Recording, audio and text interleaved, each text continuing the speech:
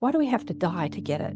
Why can't we just love people for who they are, even if we don't agree with them anyway, and stay in contact with them? Like, why do we have to die to get it? Why can't we awaken while we're here and remember love? Remember that regardless of who you are or what you believe, I still love you. That was the message that every spiritual teacher has been knocking themselves out to try and communicate to us who are swimming in the river of oblivion. We're not made of atoms, we're actually made of love.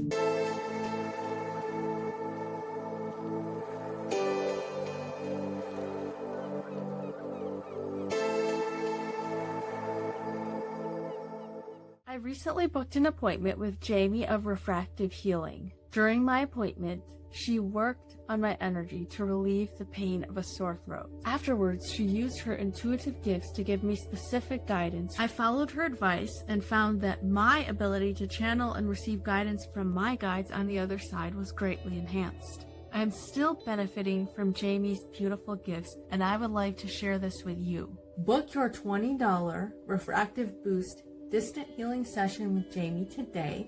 Click here or check the link or the pinned comment for the website refractivehealing.com. Thank you to Refractive Healing for partnering with me in this video. As I was telling you before we started recording, I've been watching you long before I started my podcast, and you're a huge inspiration to me and so many. So thank you for being one of the first, I believe, to put yourself out there and do this kind of work.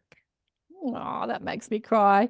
I've often thought that, but hearing that from you, I see all these new shows coming up, and I'm like, one show that's very successful, not mentioning, when he first started, it was just like a list of everyone that I'd had on my show, and I thought, I wonder if he's been inspired by my show, which I'm sure he was, but that really warms my heart. I help people get their message out there, either on my show or putting on their own shows now, because I just believe that these conversations, we just can't have enough of them in the world. Yeah. So, yeah, I agree 100%. And also, as you were saying about, there's so many newer shows now.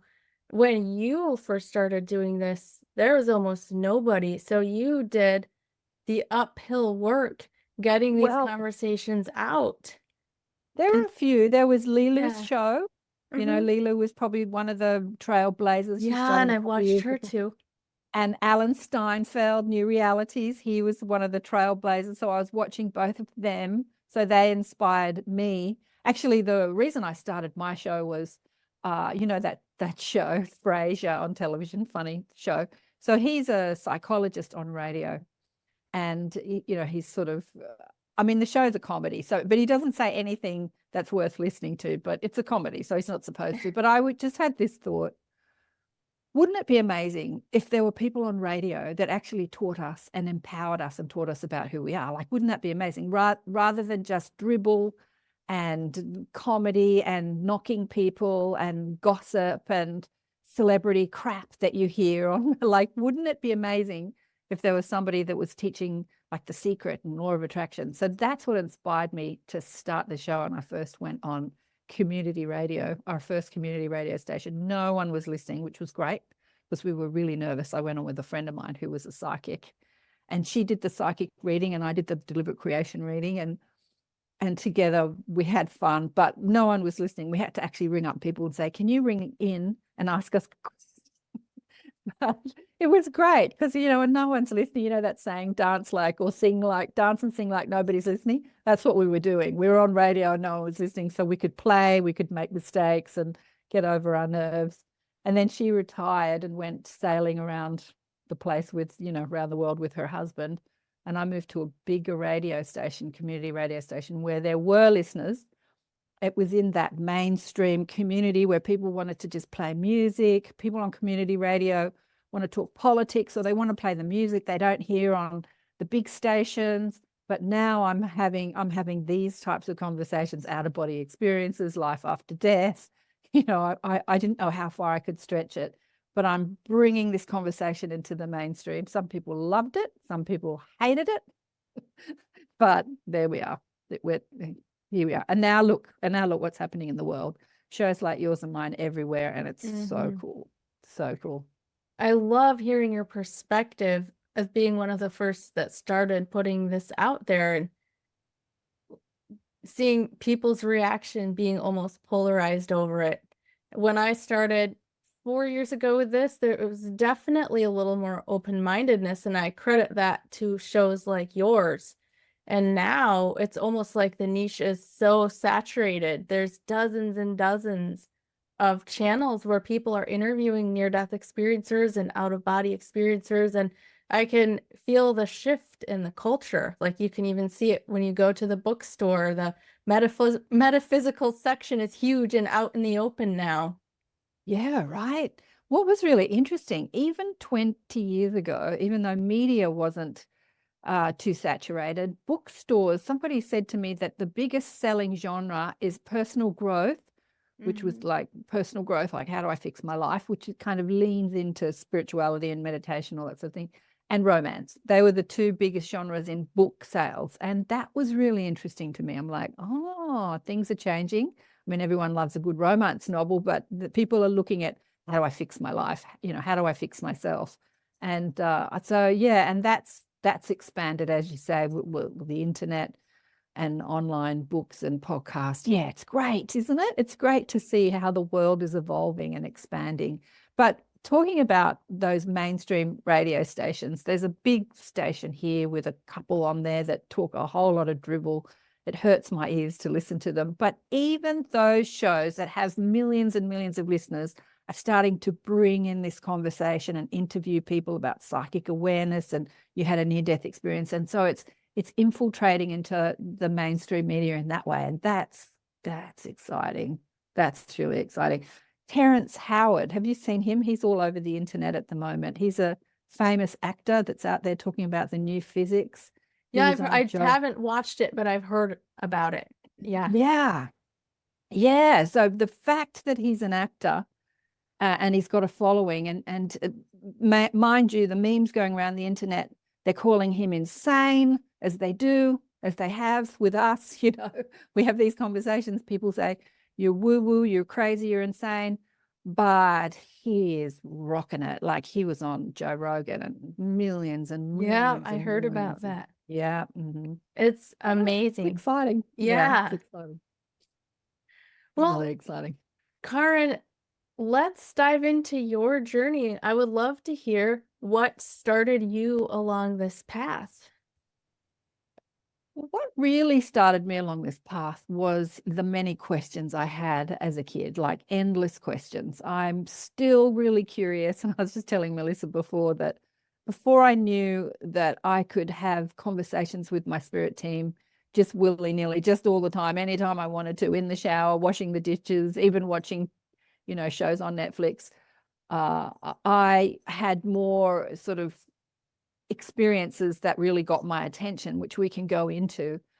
But those questions got even more intense when Mum dies when I'm around 16. And although I'm still obsessed with boys and shoes and fashion and all that stuff you are when you're 16, you know, your parent dying makes you think about other things. And I did. And I started thinking about what happens after we die, where do we go? And if there is a place, it's obviously where we come from. What is that place? So those were the questions that I was asked, I started to ask.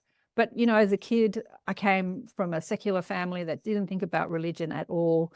The only time we went to church was when someone died or got married or a christening or something like that. And I was asking my parents things like, I don't understand how a baby can be born in sin. Why do you need to baptize a baby? How does that work? You know, and things that they didn't want to know, didn't understand, and weren't interested in. And I was asking those endless questions.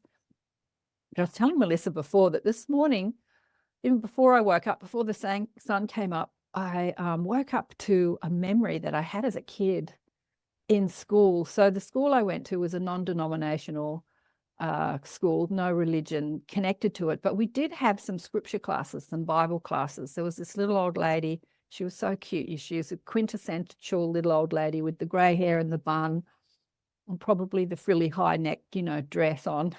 But she was lovely, and glasses, and she taught us scripture classes. She was talking about Jesus and sharing some of the stories, you know, in the Bible about Jesus. And most of the kids were not interested. But I remember having a memory of remembering I knew him, like she was talking about someone I knew. And that came to me this morning. And it's not a memory that I've thought about in forever, but that came to me this morning of me being a little kid, probably about 9, and hearing about Jesus and thinking, oh, I remember him. Oh, I know him. I know this guy that she's talking about. I know this dude. So it was interesting. Years later, I had a couple of past life regressions, and I went back to the crucifixion, and I experienced the fear of the persecution of trying to spread a message that the status quo didn't want spread, and I had to deal with that fear in this lifetime. But I couldn't understand why I had gone back to the crucifixion, because I wasn't religious at all, didn't have any religious upbringing. And my guide said, oh, calm down, Karen, calm down. You know, you're not Jesus, but you were one of his followers, and you made a commitment in that life that you would carry his message. And you have continued to do that in many other lifetimes, including this one. And I'm like, oh, okay, I get it now. I get it.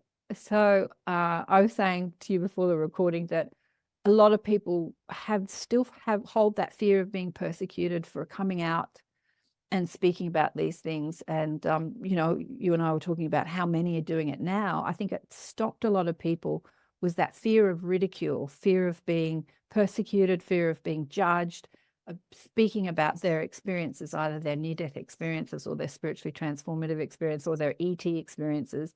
There's been a lot of fear around speaking about it. And the fact that it is flooded, like there are so many podcast shows of people, it's giving people permission to talk about it. So that's why I think there just can't be enough conversations like this on the, in the world.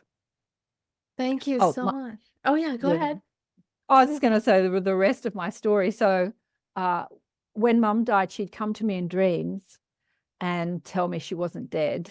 And I would not understand what I was experiencing, because in those dreams, I didn't think I was dreaming. I thought I was alive, like it was life. And so when I would meet her somewhere in a strange place, like I'd go to somebody's house and she'd be sitting on the couch, or I'd be in another country and she'd be there in a shop, or it was always in a place that was other than my house. It was never in my home, or even maybe in my city that I lived in. So the message in the dream was, I'm not here, but I'm somewhere else, but I'm still alive. And she would say, I didn't die. And then I'd say, if you didn't die, then where the hell have you been? I thought she'd done like an Elvis Presley, that she'd, people say that he pretended to die and then went off and was reclusive somewhere. I'm sure he didn't do that, but that's what I was thinking. You've pretended to die and then you've abandoned us, you've left us. But I'd wake up in the morning understanding that in this reality, she's not here.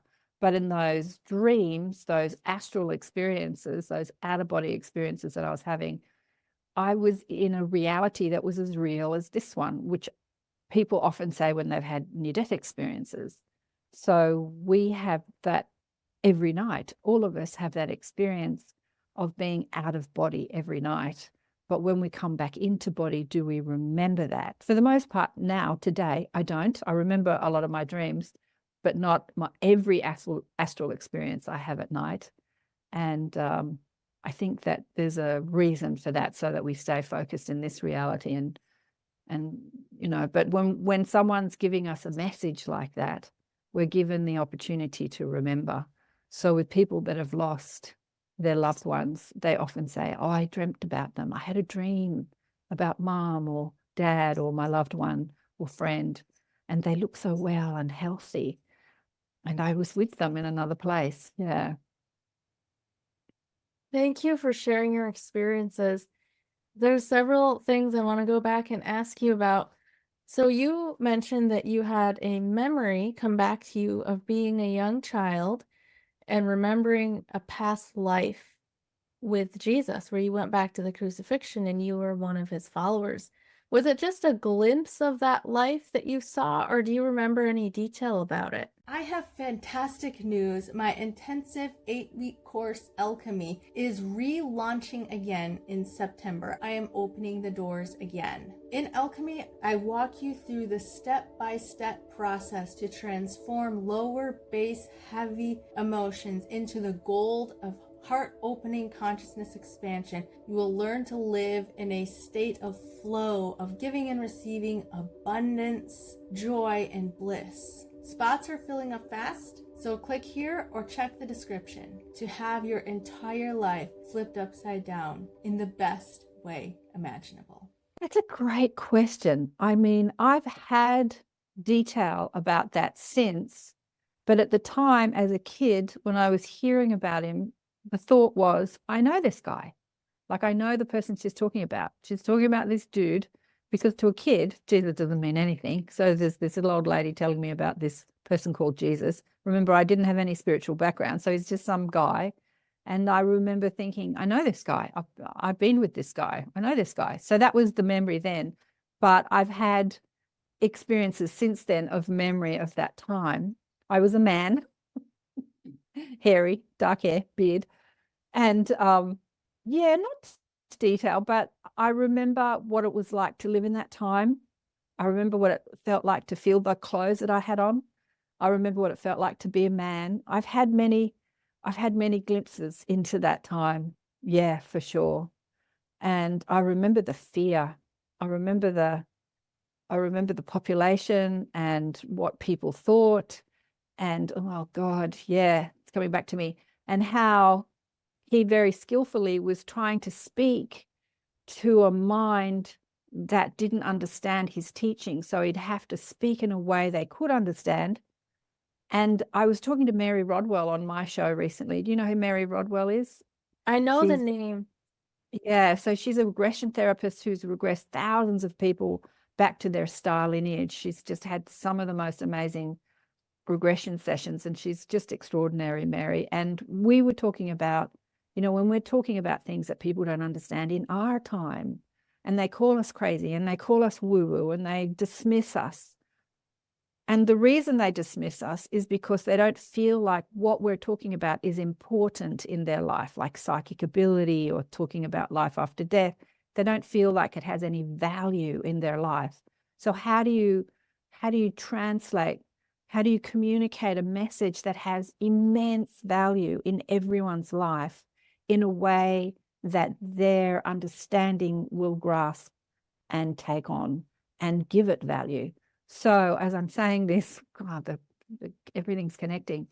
We're still doing this in 2024, and he was doing that, 2000 odd years ago, trying to communicate a message that has immense value in people's lives.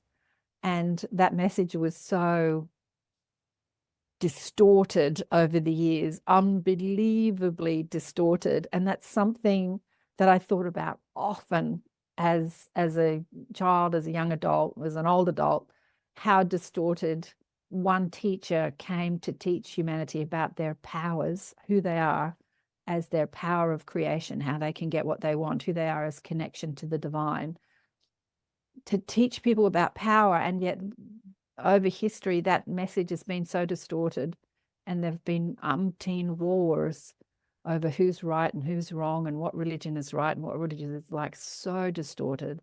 So in this time, as you and I and everybody else put out conversations, how do we get this message across in a way that it won't be distorted anymore? People won't create cults around it or religions around it. So in a way that people will understand who they are and why they're here and what's possible while they're here, and how to overcome the conditioning and the programming of feeling unworthy and not good enough and dumbed down, and overcome fear.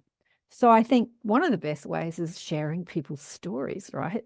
Like, I can hear my story in your story. I can understand myself when I listen to your story, rather than writing, Bibles and books about it. I have to say the Bible is a book full of stories. But yeah, that's the way that we're communicating that same message that he was communicating. That's how we're doing it. Isn't that cool? Amazing.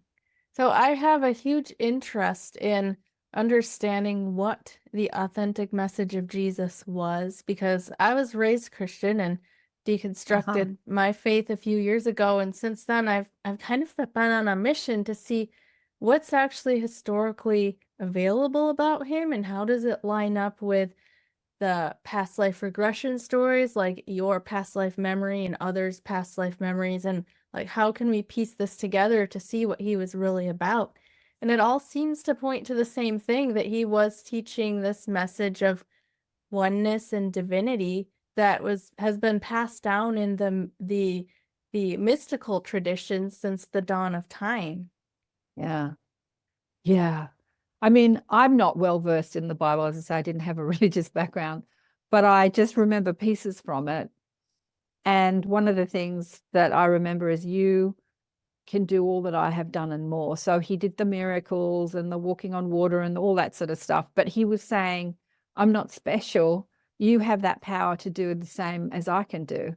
And I think that's a really important message. And yet religion has taken the whole Christianity thing and made this hierarchical thing and special, and only the high priests can talk to God. And yet his message was, we're all God, we're all this son of God business. He was the son of God. He was special and divine, and we're just plebby human beings. That was not his message. His message was very much the message of deliberate creation, the secret. Today we call it the secret, or deliberate creation, or the power of thought, and so many books have been written. That was his message. Also, his message was to communicate who we are as multidimensional beings, so the power of the afterlife. So this is just one aspect of lives that we're living, and he communicated the power of the afterlife, and he demonstrated that when he was supposedly killed and then came back and said, see, I'm not dead. My mother did the same thing. She was no Jesus, let me tell you. But she was communicating that same message. I'm not dead. I'm not dead. And in fact, every friend, and I've had many that have left this earth, came when I was younger to tell me that same story. I had a friend who died at 40 from complications. She was one of the thalidomide kids, of the drug that was rolled out in the 60s to pregnant women as a morning sickness pill. And it deformed most of them are dead now. They didn't live that long, but they were very deformed. All these deformities happened. These babies were born deformed. And Nikki, my friend, was born with no thumbs and one short arm, but most of her deformities were internal. And she died of complications when she was 40. And we had that same experience in an astral world and an out-of-body experience. I'm sitting chatting to her, and I looked at her, I said, hang on, are you dead? She's like, no, I'm not dead. And we had this hilarious argument. I'm like, no, I remember going to your funeral. I'm sure you're dead. Having this argument about whether she's dead or not. And then the next morning I woke up and I'm like, have this memory of being with Nikki. And so I rang a mutual friend and said, hello, how are you? And she said, oh, it's so interesting that you rang because I dreamt about Nikki last night. And I said, really? Did you? And I said, what did you dream? And she said, she came to tell me that she wasn't dead. So she was doing the rounds. So many people from, what we call the other side, from our perspective here on Earth, the other side, come to communicate the message that this is just one aspect of who you are, that there's so much more, that you are multidimensional and you are living simultaneously on multidimensional planes of existence. And he was also communicating that message of the afterlife, but in a very different vernacular. Yeah. Yeah, that makes so much sense. So thank you for sharing about your friend. You had another experience where your mother appeared to you in the shower to let you know about another one of your friends. Would you mind sharing that experience? Yeah, that's one of the most visceral experiences I've had, speaking to someone who had crossed over. So mum used to come to me in dreams, but on this day, it was around 4 o'clock in the afternoon. And I was a single mum, and I had a Japanese student living with me who was an older woman, actually. She wasn't a young girl, but she was gorgeous. Anyway, that's another story. And I thought, look, I need to, it was near Christmas time, I need to drop off the we're going to the school play. I need to drop off the outfit and cook dinner and do all this stuff. And I was a busy single mum and I had a lot to do. And I thought I'll just get in the shower and just relax and just take 5 minutes. And I remember sitting in the bottom of the shower and letting the hot water just pour over me. And I was just sitting cross-legged in the shower, just take 5 minutes to just chill before I get back into my busyness. And in that moment, I had my mother's face in profile, as clear as I'm looking at you, in profile, turn, just this floating head, turn and look at me like this. And I'm like, oh, like this. I'm like, oh, you're here, Mum. It was such a clear image of her. And I said, oh, it's so great to see you. But look, I'm really busy. I can't talk now. I'm just taking 5 minutes to chill. Listen, I'll call you back, all right? So I said. And I opened my eyes to try and get rid of the image. But as I opened my eyes, all my other senses kicked in. I could smell her. I could feel her. It was like she was physically standing in the room with me. I can't, it's like I could almost taste her. I don't know if you ever think about people, what it's like to be with them physically. There's an experience. There's an experience. And I was having that same experience, visceral experience of being with my dead mother at this moment. And I remember going, oh, it had been years since she died, because I was 16 and I was probably in my late 30s then. And I was just going, I remember. It was like, I remember you. I remember what it was like to be with you. And I was just going, oh my God. And at the same time, I'm still in my busyness and I'm like, this is cool, but I don't have time for this. I just don't have time for this. And I'm trying to shoo her away. And this experience is just getting bigger and bigger. So I jumped out of the shower to try and stop it and just hurried and got dressed and thought about all the things I had to do. And that shooed her away. But at the time, my best friend, who was going through depression, had killed herself and she was found around the time that my mother was making herself known to me in the shower. I don't know what time she died, but she was found around 4 o'clock in the afternoon. So my ex-husband rang me the next day to give me the news. And I knew that she had come to tell me that something was going on. And I shooed her away and didn't listen to what she had to say.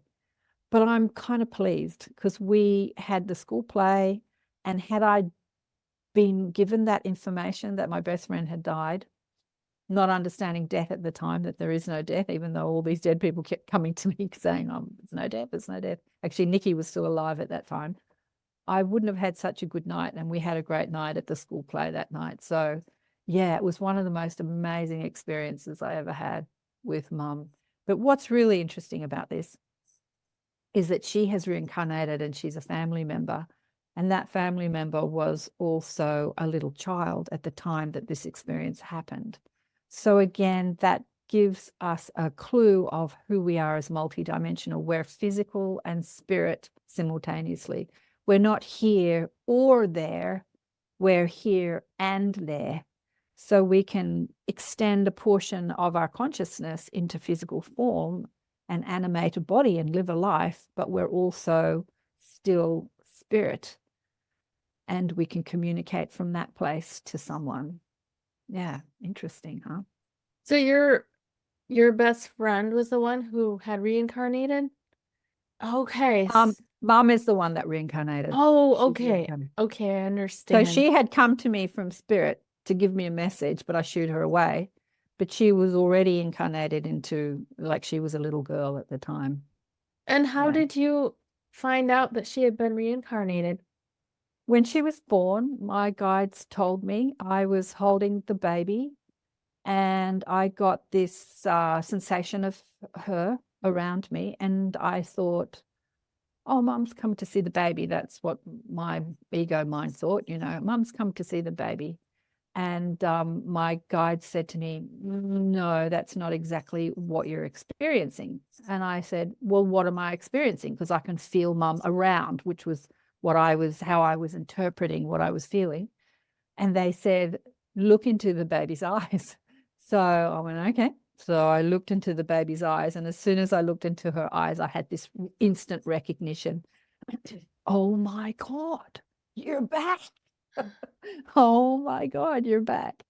And she's an adult now. And it's been so interesting watching her fulfill those many unfulfilled desires that my mother had, like just continue that life from one life to another. Yeah, she had many unfulfilled desires. We could do a whole podcast show on that. I won't go into it, but she's fulfilling them.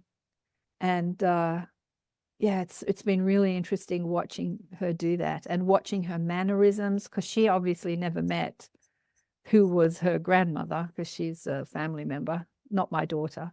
And but she's so much like her. She looks so much like her, which is really interesting. And she has some of her mannerisms, and she has some of her talents. And yeah, it's really interesting watching the continuation of life from one life to another. So I've known this soul in 2 lifetimes. It's been really fascinating. That is so interesting.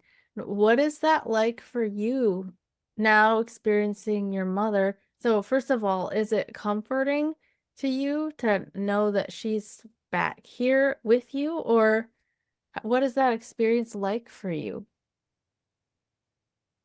It isn't comforting because I didn't need comforting. Once you understand there is no death, which was the message of my dead friends, you no longer need comforting when somebody transitions. Because when you understand that this life experience is just that, it's an experience that we come to have. We don't live here. We don't come from here. We come from there, from spirit, from God, from the divine, from another world, whatever you want to call it. We come from there. We live there permanently, and we extend a part of our consciousness into this matrix, into this dimension, to experience what it is to have a physical life adventure. And a part of that experience is forgetting who you are. Like a big part of this experience, the third dimension, is having the illusion that you are separate to God or separate to your source. So in this adventure on earth, that has been the number one experience. Like I'm going to, like, if you're swimming in the ocean, say you're a fish, I'm trying to do an analogy. You have no idea what water is because you're in it. You have no idea how you could be separate to water because it's your environment. So you have to be taken out of that environment and have the opposite of it to experience it. And that's what we do as souls. We come into this experience to know what it feels like to feel separate to who we truly are, to source. And that's the illusion that we go through. One of my guests once called it the river of oblivion, like we've called it the veil of forgetfulness, but he called it the river of oblivion. So we're eager to experience the river. What's it like to flow inside the river of oblivion, to be oblivious to who we truly are? And then to take the journey of awakening and remember bit by bit, and then have full body remembering. So when you do awaken and you realize that you're not this body or this life or this personality or even your thoughts, you are an extension of source energy electing to have a physical life experience. And when you're finished, you will return to your home. When that is your truth, then death ceases to be tragic. It's like somebody has finished this experience and they've gone home.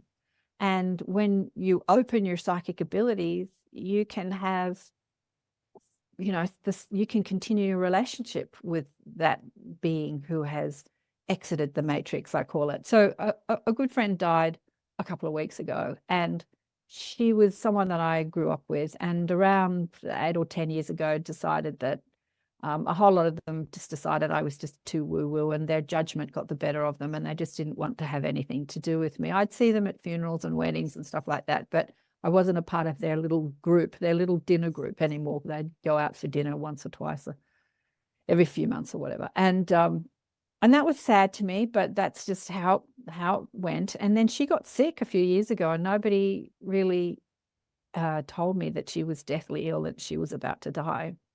So the fact that she died didn't upset me. What upset me was that when she was dying and everyone knew she was going to die, nobody contacted me to say, she's dying. Like, this is somebody that has been a really good friend. So that's the stuff that upsets me now, not the death part. In fact, when she died, I contacted her in spirit, and she asked for my forgiveness for not communicating in the last few years and not answering my calls.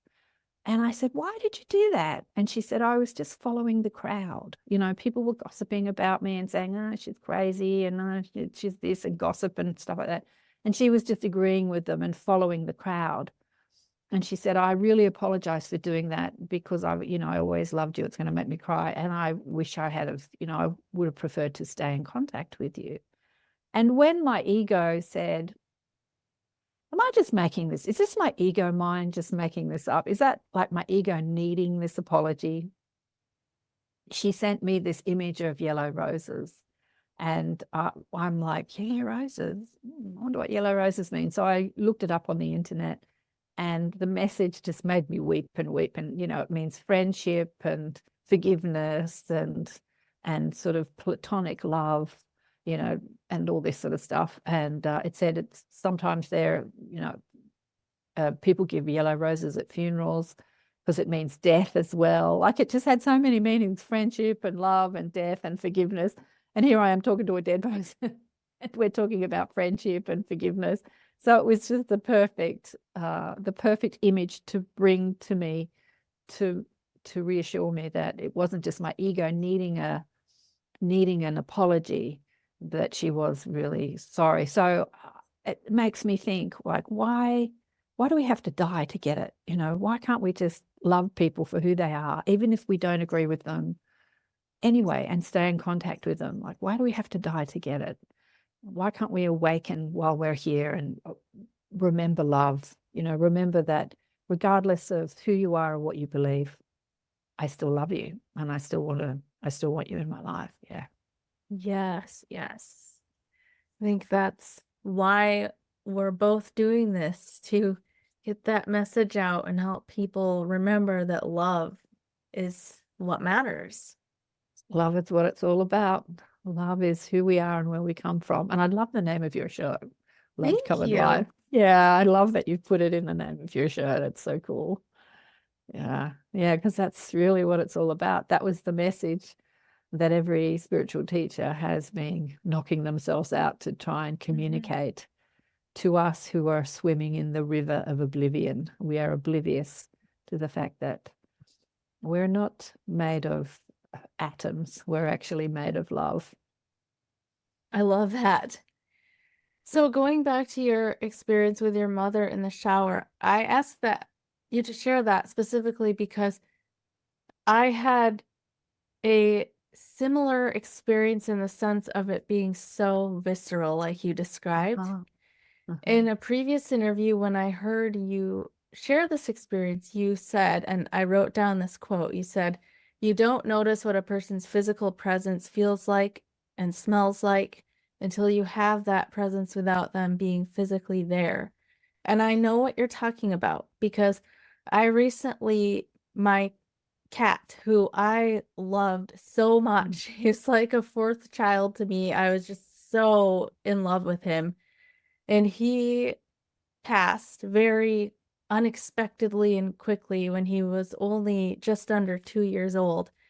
And it was, of course, difficult for me, even though I understand all of these things about the spirit continuing on. And I reached out and contacted him, and I had a few experiences with him that were really sacred to me. But one of my favorites was one morning I woke up and realized that I had dreamed about him that night. And as I was trying to remember back to what the dream was, I suddenly became aware that he was laying on my chest. Oh. And I could feel him. I could smell him. Like, everything about that physical presence was there, and it was heightened without the actual physical presence. It was like it was more physical, even though it wasn't physical. Wow. I love it. That is so cool that you had that experience. Yeah, that's beautiful. Yeah, so Yeah, oh, go ahead, sorry. no, I'm just thinking of so many things people have told me about, dead people re-manifesting as physically back into this form, like we have that experience of them being physical. Have you ever had Garnet Shulhauser on your show? No. Oh, he's interesting. You'll have to get him on the show. He was a corporate lawyer, very straight-laced Catholic corporate lawyer, skeptical, and a homeless man showed up and stared into his eyes and asked him why he's here on earth, and then disappeared. And it was a physical, visceral experience. And the next day he went back to the mall that he was in, or the street, or wherever he was, looking for him, and found him and sat on a bench and said, "Why did you stop me yesterday?" and had this conversation with this dirty, smelly homeless man. Long story short, turns out that he was his spirit guide, and that he had manifested in a physical form to get Garnet's attention, because he said that Garnet was so distracted, as we are, by life and emails and business and money and, lawsuits and things like that, that if he'd communicated in his head telepathically, he would have dismissed it. So he's shown up physically. And the kicker of this story is that nobody else could see him. He was as real. He could smell him, because he was homeless, and he said he smelled like a dead fish. But here is this corporate lawyer in a crowded street, sitting on a bench talking to everyone walking past. He's talking to a homeless man, but nobody else could see him. And it always fascinates me, Melissa. When I was 16, I went to see a psychic, and this was a big fat Indian man somebody sent me to. And most people who go to psychics ask about, especially when you're 16, boyfriends or money or career. And I said something like, "I want to know who I am and why I'm here," or something. And he shared a story with me similar to yours, which freaked me out, and I didn't understand, and I thought he was crazy and left. But he said that he had a little dog that he loved who had died, and that the little dog remanifested back into physical form and jumped up on his lap and gave him a lick and a hug to thank him for looking after him while he was alive. And I remember at 16 listening to him going, "You're crazy." And left and never went back. But now I understand that this is possible. This is possible. And you're just, you said it was almost realer than real to have this purring cat lying on your chest. Yeah. You had transitioned. Yeah. So now I know that it's possible. At 16, I didn't think it was possible. But there have been many stories of spirit after they have died, so to speak, being able to re-manifest the molecules and appear as a physical being to somebody to deliver a message.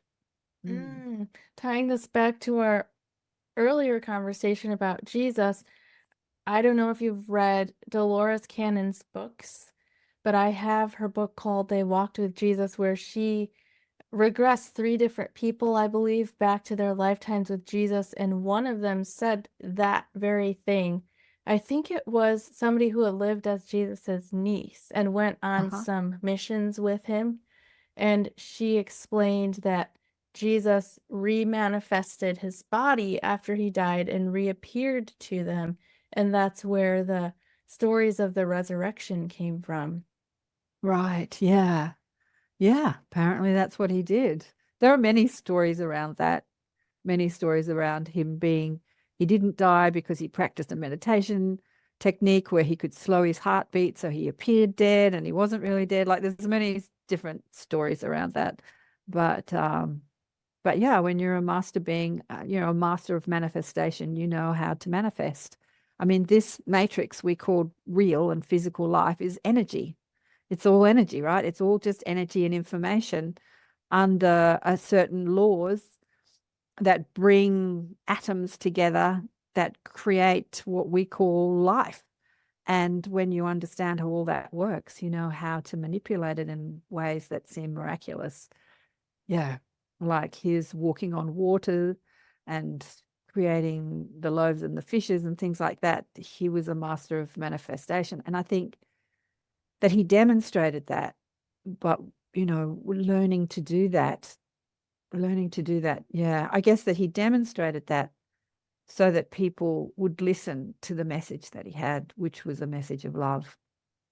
Get over your hatred and your resentments and your judgments and love each other. Right. It's such a simple message, isn't it? It's Yeah. such a simple message. And yet here we are still struggling to live that in so many ways. But love is the so that's sounding cliche. Love is the component to that master of manifestation because it all works on vibrational frequency.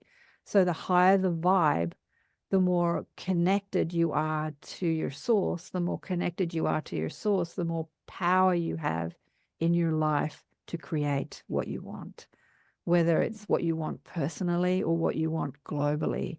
And so that message of love is the most potent part of all of this. People want cars and holidays and money and lovers and all that stuff that we want. But then people also want the pollution to go away and for corrupt governments to be more, for governments to change and for systems to change, our education system to be better and our transport system to be better and our food systems to be better. So there's lots of rockets of desires, as Esther Hicks would say, that have been launched. And when we understand how to receive that, both personally and globally, it all comes back to love. The better you feel, the more relaxed and peaceful you are, the more your thoughts manifest, the quicker and the more powerfully your thoughts manifest in this matrix called physical life. I have one final question for you. As somebody who has interviewed many, many people in the spiritual community, what are your thoughts on the reason that we're here? Because I know when I ask people this, usually it's split between two things. So there's the one group that will say, we're here to learn about love. Our souls are on an evolutionary journey to learn about love and reunite with Source. And then the other group will say, we are already perfect and there's nothing for us to learn. We're just purely here for the experience. So what are your thoughts on that? Well, I'd say both are true. We're learning about love when we've forgotten. Like when you forget something, you have to relearn it, right? And so that's the experience we have as being on Earth. We forget who we are as an extension, as being made of love, as an extension of love. And so we have to relearn how to integrate that as a human person. But we are also love. So it's a remembering more than a learning. And we come into this experience to know love in a new way. Because when you're swimming, it's like the fish in the water. When you're swimming in love and all you are is love, you can't really understand what love is unless you have the opposite of that. So we come in to experience the opposite of it. And by doing so, we learn what love is in a whole new way. Like I never realized that the water felt like this until I was out of it. Do you know, I never knew that love could feel like that until I was out of it. So when we take ourselves out of that love experience and come into this third dimensional matrix under the river of oblivion and forget that we are love, and when we return to love, when we remember love, we experience it in a whole new way. It's like, okay, they're showing me images of airports. It's like you love somebody to death, right? And then they go away. And when they return and you see them at the airport again, you're loving them so much more than when they're with you all the time. So that absence of them kind of creates this bigger experience of the love that you have for them. And that's what Earth is like. So the absence of knowing that you are one with God or one with love or one with everything, that experience of separation, when you return to that oneness, creates a bigger experience of that. And that's the ride of life. Like, that's why we're here. I mean, we're all here for different reasons, but ultimately it is to forget and then remember, to forget and then remember. And some people come and they never remember, and that's fine. And they do it over and over and over again. It's, we have so many opportunities to remember that we are love, and we can't get it wrong and can never get it done because you've got eternity to play with. But as we're moving, as we're shifting on planet Earth into a new dimension, that river of oblivion is diminishing so that we are remembering who we are. And then it's a whole new experience. It's a whole new playing field because there's still a lot of laws and experiences we have in the physical dimension that we don't have when we're spirit, that now we remember we're one and we're unified and we're connected.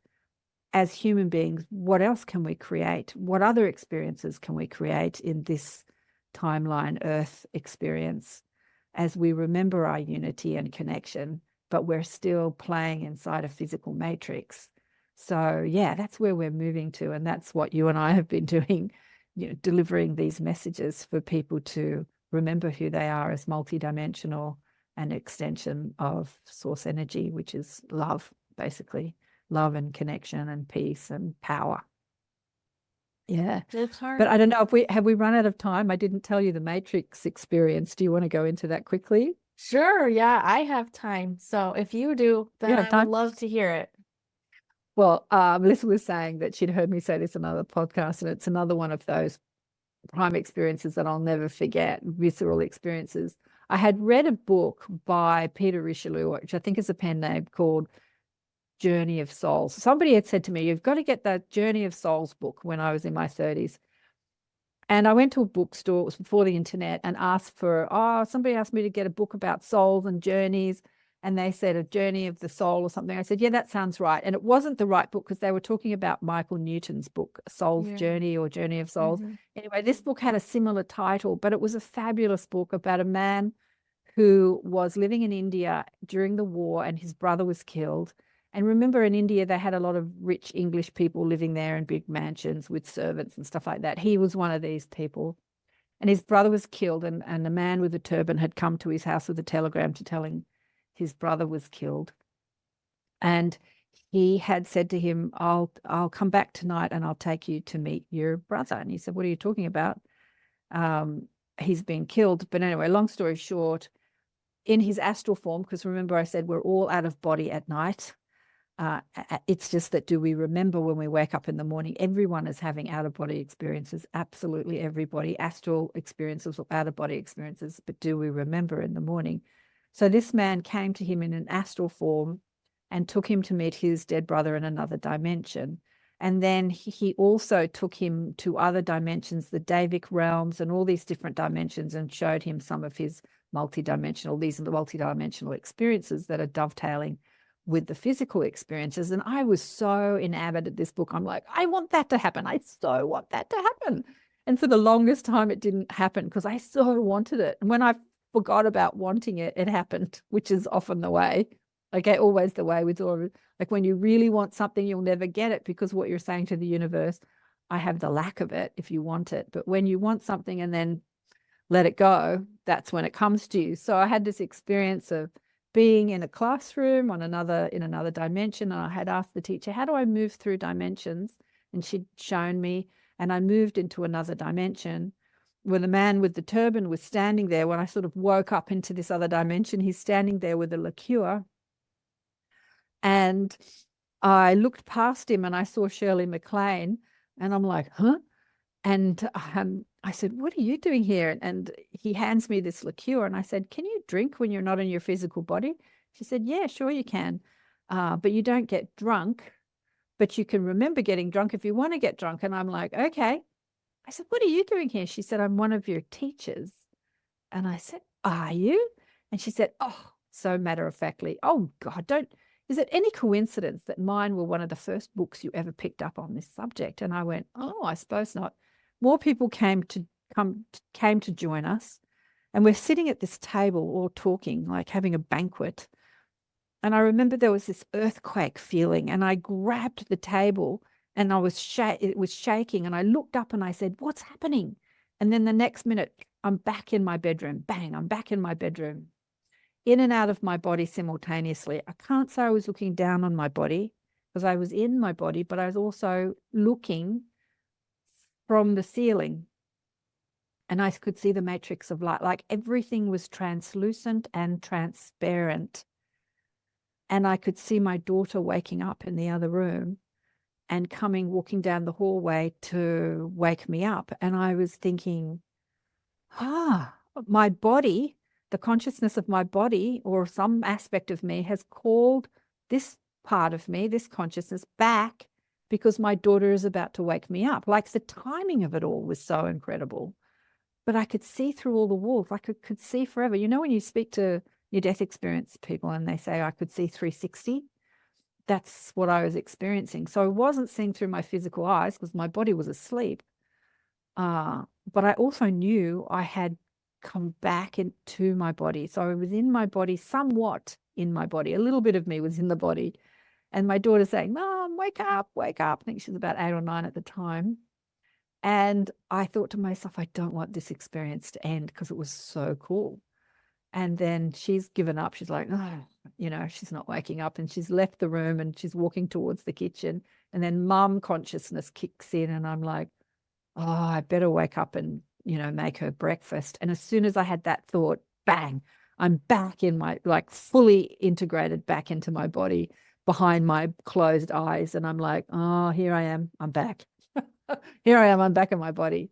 But seeing seeing how everything is energy, like we talk about everything being energy, but actually seeing it was amazing, that it was all transparent. Like you could move through it. You could walk through walls if you wanted to, which is interesting because when you speak to experiences, ET experiences, who have had abduction or contact experiences, often they'll say the ETs walked through the wall. So the ETs have an understanding of the matrix of life, that everything is energy, and know how to walk through what we call solid matter, which I find also fascinating. Yeah. Thank you for sharing that. It is so fascinating. Do you think that it's our physical bodies and like the way that our senses work that causes everything to feel and appear solid to us? That is a great question. And yes, it is the limitation of our physical senses that we, on the bandwidth of sound, have just a small access to it. And on the bandwidth of light, we have small access to it. And it's also the senses in our skin that give us the experience of touch and solidity.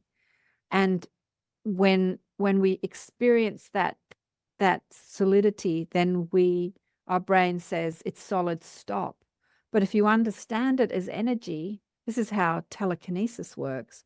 If you understand everything is connected to you, then you know how to manipulate something with your mind. You know how to move something with your mind because you and it are the same. You are the same energy when you understand that. It's the same with the wall. When you understand you and the body, you and the wall are the same, then you just merge through it. You understand that it's not solid. It's just the experience. We're given the experience of solidity. Have you ever heard of Elisa Medhus and the channeling Eric experience? Mm-hmm. So something that Eric wrote about. So Eric is a young boy that shot himself about 10 odd years ago, and his mother was an atheist who became very into this and interviews psychics and dead people. But he wrote a book about being dead through this prominent psychic called Jamie Butler. And he spoke about when they said, what do you miss being a spirit? And he said, I miss that experience of having that solid, that heart, that solid experience. Because in spirit, everything's, you're all energy and you're just floating through everything. And I thought, wow, isn't that interesting? I've never thought about missing that feeling of having that solid. But he explains in his book how that works. And I think I'm doing a poor example of trying to explain, but he talks about how we experience solidity. But yeah, it is our perception. It's a perceptual experience. And when you change your belief and perception, a perspective, then you change your experience. And this is who we are as creators. When we change our perspective and our perception of something, then we completely change our experience of it in every way. So yeah, great question. Well, thank you for sharing. I could talk to you for so much longer, and there's so much more that could be said about that, but I think just knowing that the universe that we're living in is energetic, it's not actually solid matter, there aren't actually boundaries, is enough to kind of get the ball rolling with understanding that we're capable of far more than we've been led to believe. Anything. The teachings of Abraham was one of my teachers many years ago. I remember somebody asking Abraham through Esther, channeled material, So you're saying, she's saying everything is made up because of belief. So you're saying if somebody cuts off your leg, if you believe it would grow back, it would? She said, yeah. Yeah, exactly. So So the belief, limitation. Oh, go ahead. the limitation of what we experience in life is because of what we believe. And belief is not solid, right? But belief becomes solid. It becomes solid because we believe it, that that's the truth of it. Yeah, it's fascinating, isn't it? And we get to explore that in this lifetime. Like we get to explore the solid matrix, the physical matrix, and belief. And I mean, it's a really fascinating life. Yeah, sure, there's a lot of pain and struggle involved, but from your broader perspective, from your spiritual perspective, this experience seems very wanted. Yeah, very wanted. Yeah, so much to learn. Thank Well, you, darling one, for having me on your show. It's been such a joy. yes, I've loved this conversation. I could talk to you for so much longer, like I said, but I would love to give you a chance to share with the viewers where they can find you. My website is my name, KarenSwain.com. I obviously have the show ATP Media, where it stands for Accentuate the Positive. Because like I was saying, so much negative crap that comes out of our media systems. I thought it would be good if we get some more positive messages that come out, because positivity is empowerment. Like the higher you, the better you feel, the more powerful you are in creating what you want, the higher your vibration.